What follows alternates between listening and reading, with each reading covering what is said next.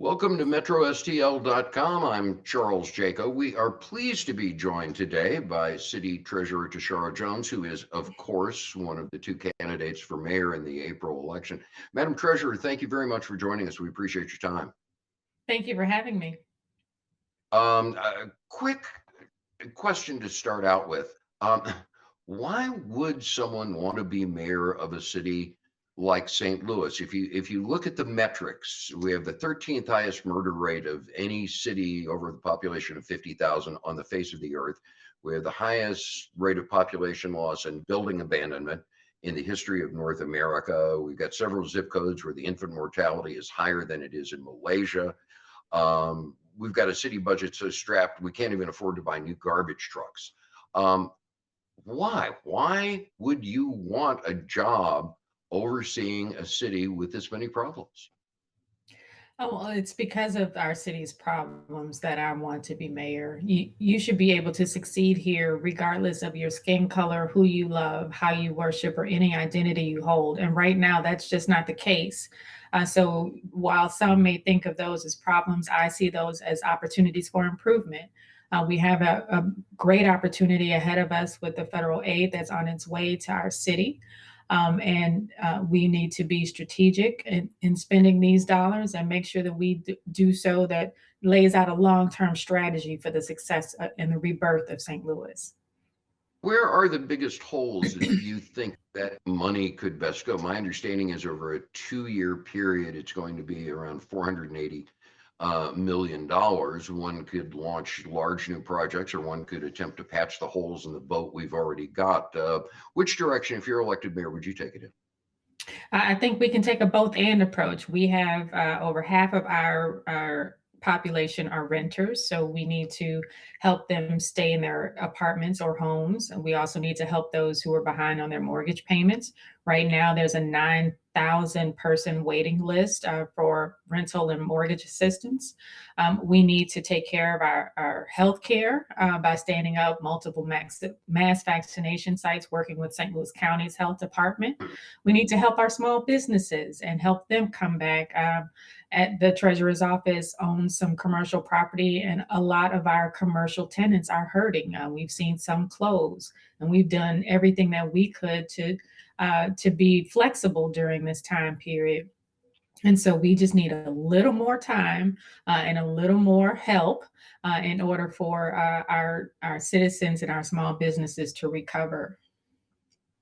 Do you think any of that should be aimed toward transit, whether it's more buses or extending MetroLink to the north side? I think transit may come in a separate package, so I'm not too quick to say yes, let's spend it on transit. We know that the Biden-Harris administration is going to be putting a lot of money into infrastructure and transportation projects. So I am more likely to wait and see what comes down the pipeline from the transportation and infrastructure standpoint. Now, violent crime is the big issue here, of course, but there's nothing new about that. You grew up here, you know this town. For the past 50 or 60 years, St. Louis has consistently been in the top 10 cities for violent crime. Now it's one or two for the past decade or so. On one hand, you have the drivers of poverty and disinvestment and institutional racism. On the other hand, you have a police department that has the highest rate of shooting civilians of any police department in the country, that has a reputation, certainly through the police union, of racist behavior. You have 5 white cops now on trial in federal court for beating a black undercover officer. You also have 2 officers who happen to be African American who are charged with rape. I mean, how would you look at that? On one hand, there's a lot of house to house work to do in these communities. On the other hand, you seem to have a police department structure that seems to be dysfunctional, and because of that dysfunction, incapable of solving more than 1/3 of the murders in a lot of the high crime areas. You would be in charge of the police department. You would be in charge of the violent crime strategy. What's your plan? So I think we need to take a both and approach to the problems that you mentioned. Absolutely, we have to declare gun violence as a public health crisis, but we need a holistic approach. We need everyone at the table because crime and violence doesn't stop at our borders. We need a mayor with relationships to the west and to the east to bring everybody to the table with short and long-term solutions that will work to help reduce violent crime. And also, we need to put the public back in public safety and transform our public safety culture from one of arresting and incarcerating and just throwing people away to one that leads with prevention and using all of the gun violence and crime violence prevention tools at the table. So that's making sure that cure violence succeeds. That's taking a look at focused deterrence. That's bringing, all of the pieces and resources to the table. Our public safety department, our faith community, our businesses, our philanthropic community.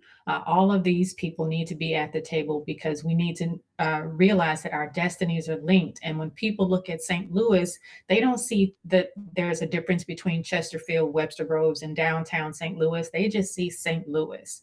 And so all of our destinies are linked, and we need to come to the table and act accordingly. As mayor, would you keep John Hayden as chief of police?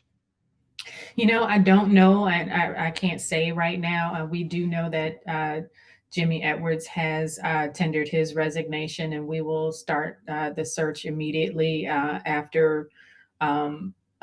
immediately to replace him. But I've heard that Hayden's a really nice guy. I respect him. I've known him for years. But we need someone who's going to be strong to lead our police department out of this troubled time. And if Hayden says that he's the one, we'll see. If not, we'll have to find someone else. In terms of Jimmy Edwards no longer being a public safety director, are you going to go outside St. Louis to find a replacement? Because I know you've indicated that on your platform that it was time to look outside of the St. Louis area for somebody to come in with a fresh set of eyes who wasn't beholden to people here. So can you say definitely that whoever the new public safety director he or she is not going to be from the St. Louis region?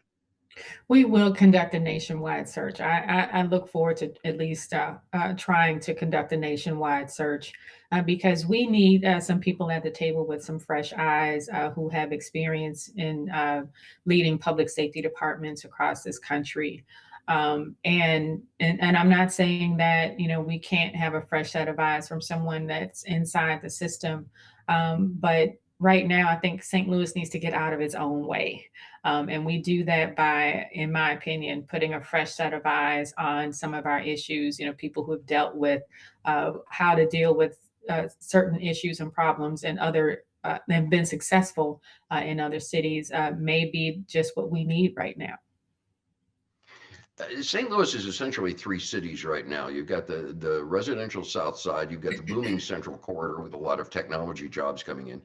And then you've got the north side. You've had a series of administrations who, I don't think it's any secret, have tended to think that the northern city limits were Del Mar. North of Del Mar, you have probably fewer than 75,000 people in the city living there. The African American population of the city of St. Louis has dropped by 14% as folks pack up and leave because of high crime and a lack of services. And no news to you, parts of the north side look like Dresden, Germany after the Allies firebombed it.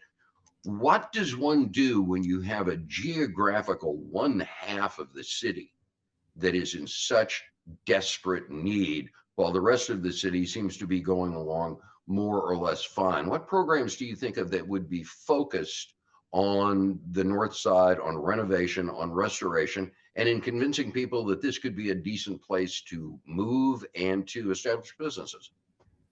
Well, I am one of those people. Actually, my father and I are one of those people who live north of Del Mar. I was born and raised in the Hamilton Heights, Walnut Park, and Wells Goodfellow neighborhoods. And so I have fond memories of it as a kid, going between my aunt's houses, walking or riding my bike and feeling totally safe. And that's not the feeling right now for our children and families who live there. And so we have to be intentional about our investments, just like there was intentional investment to rebuild the Central Corridor in downtown. We have to have that same intentional investment in North St. Louis to rebuild it, while also paying attention that we don't want to gentrify North St. Louis, where those who have lived there for generations won't be able to stay or afford to move there. So we need to be very cognizant of the disinvestment that has happened over decades, work with the community to develop solutions that work for and with them. Now, a lot of the disinvestment on the north side obviously has been absentee landlords abandoning their properties and letting them collapse. But a lot of the problems have been because of the city of St. Louis, from withholding of city services in some areas where you can't get the potholes fixed or the sidewalks repaired, you can't get the old buildings torn down. In a lot of cases, the places that need the most proactive community police presence are getting hardly any. So while you're trying to convince private capital to come in there and make a difference, and you're trying to put grants and other things together, what specifically does the city government do to remedy some of the shortcomings that have been its fault in terms of the collapse of the north side? Well, like I said, we have to be intentional about our investment and our strategy, and let developers know that if you are looking for tax abatements or help, we want you to develop north. The mayor does have the power of the veto pen for bills that come to her desk related to giving tons of tax incentives to areas that have already been invested in. I'm not saying that we can't continue that, but not at the same rate that we have been in the past. I think we have overutilized tax incentives and often to the detriment of our schools. So we cannot expect our city to succeed if over half of it is left to fend for itself. And North St. Louis has been left to fend for itself for decades. What do you do about the schools? The mayor obviously has as little to no influence over the schools because of the elected board of ed, and yet the schools are the keystone, the driver that would either keep people in a city or drive people away from it. As mayor, are there any policies the city could follow to help the public schools renovate themselves and succeed and increase enrollment, which has been dropping drastically for years? Well, education, excuse me, education and economic development go hand in hand. And so we need to have our school leaders at the table as we make development decisions. So that means appointing more school leaders to our development board so they know what's going on. Also, having frequent meetings with our school leaders, both district and charter. And I see the mayor as a connector of sorts. So if our school leaders bring up that these are the problems or the barriers that they're running into, so how can I, as mayor, remove those barriers for those schools to succeed? The goal is to have every school that's open and educating our children deliver a quality education, no matter what zip code it's located in. And then also, for years, I have had the College Kids Children Savings Account program, which is in all elementary schools. And I want to expand that program.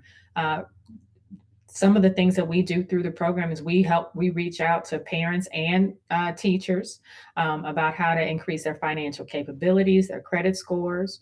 We work with children on how to earn money to help their accounts grow. And so I see this program as a piece of our school district, as a to help people. And what I would love to see is, is it becomes part of the school district, and parents are excited when they're enrolling their child in kindergarten, knowing that they'll become part of this program as it's part of the district.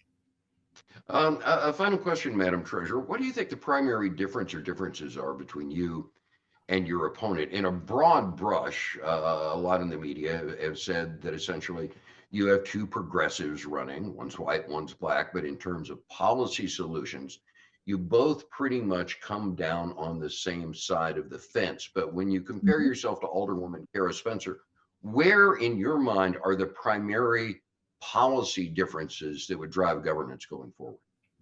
Well, there isn't much daylight between my platform and Alderman Spencer's platform, primarily because it's the same platform I had in 2017. So I'm happy to see that she supports all of the ideas that I supported in 2017. And I used a lot of those ideas in my platform in 2021. But I would say that the main difference between the differences between Alderwoman Spencer and myself is that, it's one thing to have a vision or a platform, but it's something totally different to make that vision or platform into a reality. And that's exactly what I've done in the treasurer's office in the last 8 years. I'm the only candidate in this race that has turned a platform into a reality. I have the management experience of managing staff of hundreds of people and a budget of millions of dollars. And I have relationships on the local, state, and national level to put St. Louis back on the map. And then if you compare our resumes, Alderman Spencer has a bachelor's in math from Truman State. I have a bachelor's in finance from Hampton University, a master's in health administration from St. Louis University, as well as training. I completed the executives and state and local government program at the JFK School of Government at Harvard University. So our resumes are different. Our platforms may be the same, but my experience is far outweighs the alderman's experience. And as a corollary to that, do you think as we approach the election, if you're presenting yourself as more effective in terms of getting things done, that people who might look at this broadly, that it's going to come down, as it generally does in St. Louis, to an issue of race? Well, if you look at the primary maps, that would lead you to believe that. I won 18 out of 28 wards in the primary, and most of those wards were mixed race wards, and most of the wards that my opponent won were mostly white wards. So hopefully, I'm not even going to say that. We cannot ignore the fact that race has a place in this mayoral race, because St. Louis is 45% African American, 45% Caucasian, and the rest is Hispanic and Asian. But we also have to make sure that we are paying attention to other communities. And so I'm the only candidate that has translated my website into Mandarin, Bosnian, and Spanish. So they can go take a look at that at Tishaura, the number 4mayor.com.